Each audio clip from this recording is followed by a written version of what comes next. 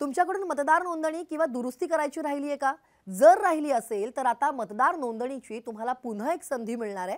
लोकसभा निवडणुकीपूर्वी 1 जानेवारी 2024 पर्यंत ज्या तरुण तरुणींना 18 वर्ष पूर्ण होणार आहेत त्यांनी आता त्यांची मतदार नोंदणी सुरू केली होती आणि 18 वर्ष पूर्ण होऊनही ज्यांनी मतदार नोंदणी केलेली नाहीये त्यांनाही आता नोंदणी करता येत होती। तेव्हा 9 डिसेंबर पर्यंतची शेवटची मुदत त्यांना देण्यात आलेली होती।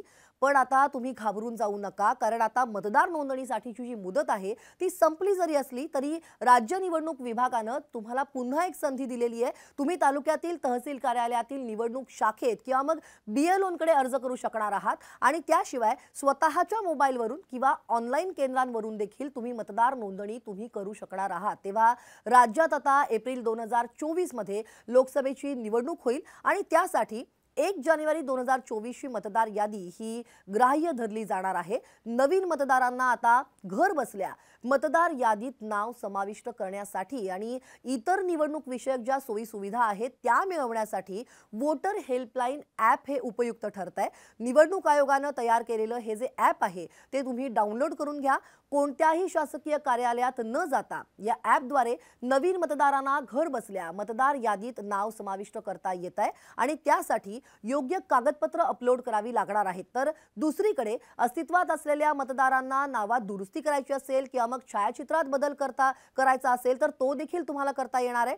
किंवा घरातलं जर कोणी गेलं असेल मृत झालं असेल तर मृत मतदाराचं नाव नातेवाईक वगळू देखील शकणार आहेत। तेव्हा घरपोच मोफत मतदान ओळखपत्र देखील तुम्हाला मिळवता येणार आहे। त्यासाठी Google Play स्टोअरवरील ही जी लिंक आहे या लिंकच्या माध्यमातून तुम्हाला ही सुविधा मिळू शकते।